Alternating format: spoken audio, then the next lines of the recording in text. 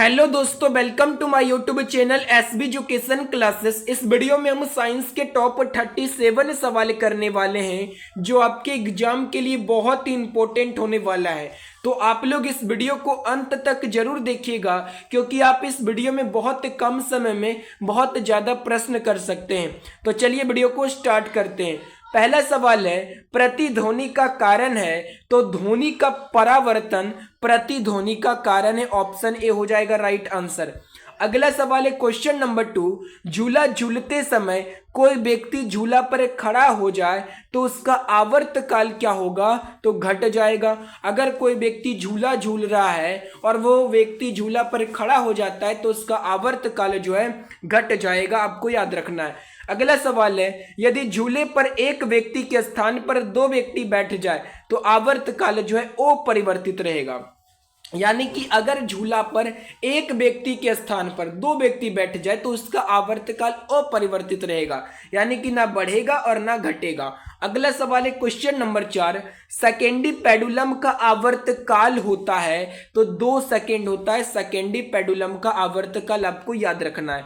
अगला सवाल है क्वेश्चन नंबर 5, कैसिका नली में जल का ऊपरी सतह होता है तो उत्तल होता है, आपको याद रखना है। अगला सवाल है क्वेश्चन नंबर 6, द्रव का घनत्व अधिक होने पर पृष्ठ तनाव जो है बढ़ जाता है। जब द्रव का घनत्व अधिक हो जाएगा तो पृष्ठ तनाव भी जो है उसका क्या हो जाएगा? बढ़ जाएगा, आपको याद रखना है। अगला सवाल है क्वेश्चन नंबर 7, पारे को जब एक बर्तन में रखा जाता है तो मेनिस्कस होता है, क्या होता है? तो इसका राइट आंसर हो जाएगा ऑप्शन बी, उत्तल होता है। जब पारे को जो है एक बर्तन में रख देते हैं तो मेनिस्कस जो है वो उत्तल होता है, आपको याद रखना है। अगला सवाल है क्वेश्चन नंबर 8, ऊंचाई बढ़ने से वायुमंडलीय दाब क्या होता है? तो घटता है। जब हम ऊंचाई पर जाते हैं तो वायुमंडलीय दाब क्या होता है? घटता है। अगला सवाल है क्वेश्चन नंबर 9, एक बार बराबर होता है, एक बार बराबर होता है तो 10 पर पावर 5 पास्कल के बराबर होता है। और ये जो बार है ये दाब का जो है यूनिट होता है, आपको याद रखना है। तो एक बार बराबर कितना पास्कल? 10 पर पावर 5 पास्कल होता है। अगला सवाल है क्वेश्चन नंबर 10, किसी वस्तु का भार अधिकतम होता है, किसी वस्तु का भार अधिकतम कब होता है? तो निर्वात में, यानी कि जब वस्तु जो है निर्वात में होती है तब उसका भार क्या होता है? अधिकतम होता है, उसका वजन। अगला सवाल है क्वेश्चन नंबर 11, पृथ्वी की अपेक्षा चंद्रमा का द्रव्यमान लगभग कितना होता है? तो आपको याद रखना है 1/81 होता है। पृथ्वी की अपेक्षा चंद्रमा का द्रव्यमान लगभग 1/81 होता है। अगला सवाल है क्वेश्चन नंबर 12, भू-अस्थायी उपग्रह पृथ्वी के चारों ओर चक्कर लगाता है, यानी कि भू-अस्थायी उपग्रह जो है पृथ्वी के चारों ओर चक्कर लगाता है। कितने घंटे में चक्कर लगाता है? तो 24 घंटे में चक्कर लगाता है, ऑप्शन बी हो जाएगा राइट आंसर।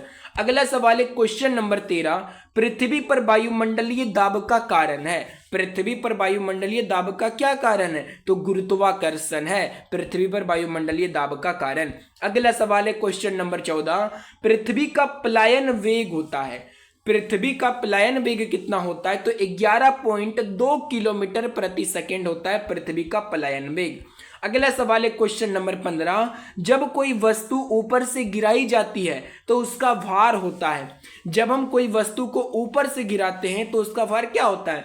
परिवर्तनशील होता है। परिवर्तनशील मतलब उसका भार जो है बदल जाएगा जब हम वस्तु को ऊपर से नीचे गिराएंगे तो। अगला सवाल है क्वेश्चन नंबर 16, ग्रहों की गति के नियम को किसने प्रतिपादित किया था? ग्रहों के गति के नियम को किसने प्रतिपादित किया था?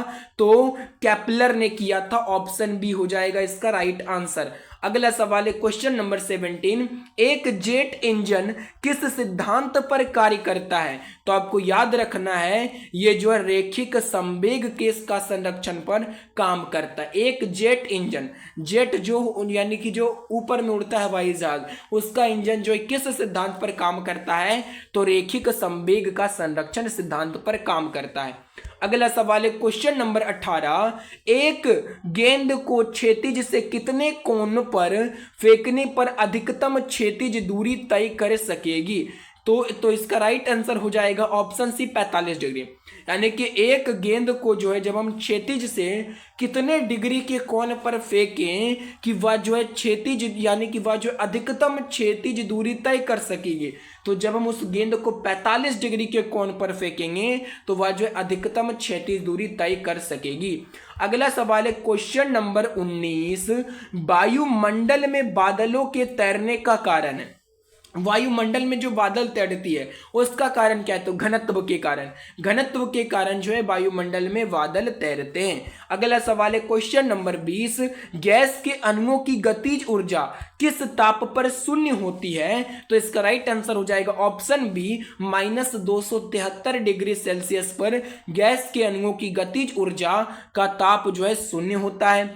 अगला सवाल है क्वेश्चन नंबर 21, पारे का तापमापी किस ताप तक प्रयुक्त हो सकता है, तो इसका राइट आंसर हो जाएगा ऑप्शन सी 360 डिग्री ताप, 360 डिग्री सेल्सियस ताप पर जो है पारे का तापमापी प्रयुक्त हो सकता है, आपको याद रखना है। अगला सवाल है क्वेश्चन नंबर 22, प्रिज्म द्वारा किस रंग का विचलन अधिकतम होता है, तो बैगनी रंग का विचलन जो है अधिकतम होता है और लाल रंग का विचलन जो है कम होता है। अगला सवाल है क्वेश्चन नंबर 23, किसी गैस में उत्पन्न ध्वनि तरंग सदैव होती है।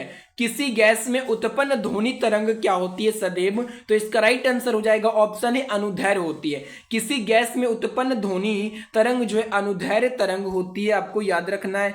अगला सवाल है क्वेश्चन नंबर 24, किसी स्थान पर पृथ्वी के चुंबकीय क्षेत्र के क्षैतिज व ऊर्ध्वाधर घटक बराबर है, तो उस स्थान पर नति कोण कितना होगा, तो इसका राइट आंसर हो जाएगा ऑप्शन सी 45 डिग्री होगा, आपको याद रखना है। अगला सवाल है क्वेश्चन नंबर 25, द्रव्य तरंगों की तरंगदैर्घ्य निर्भर नहीं करती, तो इसका राइट आंसर हो जाएगा ऑप्शन डी आवेश पर। द्रव्य तरंगों की तरंगदैर्घ्य जो है आवेश पर निर्भर नहीं करती, बाकी बात है संवेग, चाल, द्रव्यमान ये सब पर निर्भर करती है।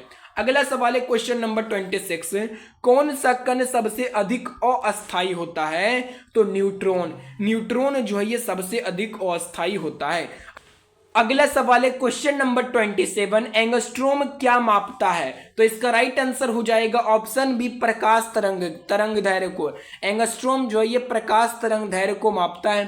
अगला सवाल है श्यानता गुणांक की एसआई इकाई है, तो इसका राइट आंसर हो जाएगा ऑप्शन बी पवाइज है श्यानता गुणांक की एसआई इकाई। अगला सवाल है क्वेश्चन नंबर 29, एक फैदम बराबर है। एक फैदम जो है ये जो है किसके बराबर होता है, तो ये जो है 6 फीट के बराबर होता है। एक फैदम बराबर 6 फीट होता है। अगला सवाल है टाइपराइटर के आविष्कारक है। टाइपराइटर का आविष्कार किसने किया था, सॉल्स ने किया था, ऑप्शन सी हो जाएगा राइट आंसर। अगला सवाल है जेट इंजन किस सिद्धांत पर कार्य करता है, तो यह जो है रेखिक संवेग संरक्षण के सिद्धांत पर काम करता है, ऑप्शन सी।